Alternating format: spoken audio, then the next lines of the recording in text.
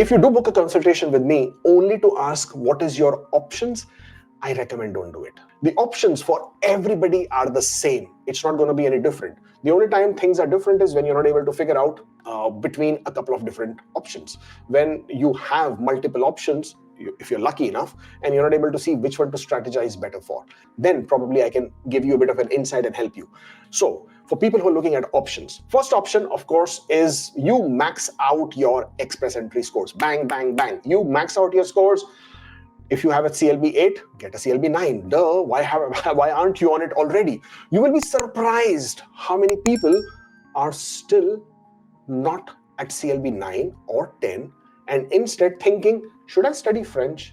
Well, yeah, you can study French, of course, but it's going to take time. If you have never studied French, if it's not in your background, you didn't do it in school, you didn't do it in college, you don't come from a francophone country, getting to that level of level 7, CLB 7 is going to take you at least 1.5 to 2 years, provided you put in a lot of hard work. 3 to 4 hours, practice every day, surrounded by people who are speaking French, watching French television, watching French YouTube videos or any other videos, and of course, taking classes, drilling at it, okay? So brilliant if you can do it, Francophone. If not, first, bang away at your English language. Get to that CLB level 9s and 10s, or if you're thinking of, at least do a CRS calculator and see what you get at. Then, work experience. And that is another big factor. For people who came to Canada without foreign work experience, right? You are a high school diploma, you came to Canada, you've got 3 years experience, 4 years Canadian experience, and you are now saying, what should I do? Because all PNPs, except for 2, need employer support. So the 2 that don't need employer support, one is Alberta Express Entry, means if you get invited in Express Entry in Alberta, then that is your one option where you don't really need a job offer. But nowadays, with their expression of interest, even that seems unlikely.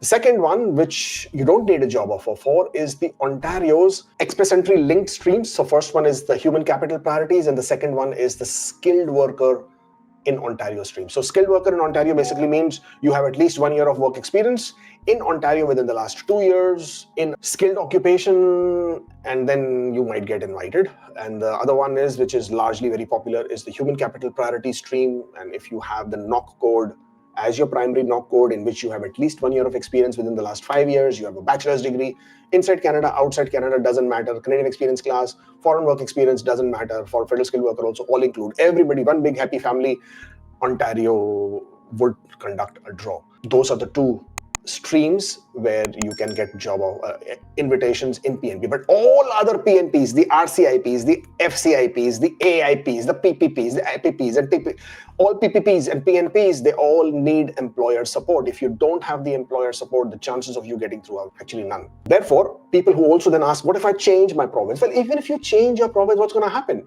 You will go to a different province and you are in the back of the queue, because people have been thinking about changing provinces since the last 2 years. They've been transitioning.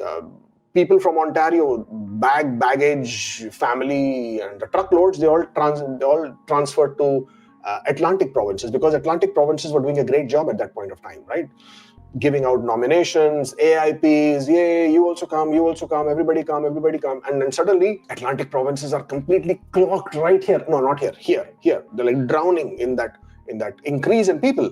They don't have any nominations to give. They're cancelling, Nova Scotia cancelling applications, saying, okay, your occupation is not in our priority list. New Brunswick, not very happy. Atlantic province is not a favorite anymore. RCIP opened, immigration, IRCC did such a big this thing about, hey, RCIP, now, earlier it was RNIP, it was closed last year, July, and now this year they opened RCIP, Rural Community Immigration Pilot, and FCIP, Francophone Community Immigration Pilot. In both the cases, you need a job offer from the employer. If you don't have that, it's not going to happen. Not only that, there are only limited communities. So for example, in Ontario, under RCIP, you have Sudbury, Timmins, Sault Ste. Marie, North Bay, Thunder Bay. You have to be in these 5 communities. You have to get a job offer in these 5 communities. The employer has to be designated. And then, most important, what I have just heard, that it can't be all occupations. They will identify. That is what's going to happen in those communities. So what are the other options? As I said, there aren't any. But then there is one option which is still working, which is still very good. And that is, my friends, If you have completed 1 year of work experience in Canada, and I was telling you earlier that if you're a high school diploma holder, what do? If you go to a different province, it's the same thing. You have to find an employer, you have to find the job offer. In this case, you got to smarten up. This is where you strategize. You say, okay, I am in Canada. I was a high school diploma, which is a very large number of people. I have completed, and I can do very well in English, 9s and 10s, no problem. I've got 3-4 years of experience. My score is still below 500. What do? Well, then in you guys, you have to consider foreign work experience. At this point of time, until they cut down or bring down curtains on the foreign work experience is huge advantage. And I'm telling you guys now, and I've been telling you this earlier also, I've been telling you about Francophone for the last 3 years. Watch all my videos in the past. I've been telling you, don't be on the fence about Francophone. Hop into it, get onto it, get more points. So Francophone, of course, good advantage if you are willing to put that hard work. But foreign work experience, that probably is going to be the other option. If you have completed 1 year of work experience in Canada, even if you have a 3-year work permit, after completing 1 year of work experience in Canada, if you do not have foreign work experience, guys, forget about your 2nd year of Canadian work experience. It's useless. It gives you only 13 extra points. But your additional 1 year of work experience, foreign work experience, pushing up by 38 points. If you have 2 years of foreign work experience already, then add 1 more, it improves your points. It pushes you up, right? So the point is, it's all about the point system. Then please complete your Canadian work experience, ace your English language scores. Hopefully you already have the education, and then go back to your home country or even work remotely if you wish to. Okay, so you can continue with your Canadian experience and at the same point of time work remotely. Okay, but every job cannot be done remotely, right? You can be a business consultant, you can be a marketing consultant, you can be a bookkeeper, you could be an IT. Those jobs, of course, remote work possible. Now, when you do choose your foreign work experience, smarten up. Identify, and by now you should have realized that there are three industries in Canada which are going to stay in priority for quite some time to come. Healthcare, trades, construction. These 3 will remain in priority for a long time to come. So if you are going to go back to your home country and gain foreign work experience, try to gain at least 6 months of work experience in a priority occupation.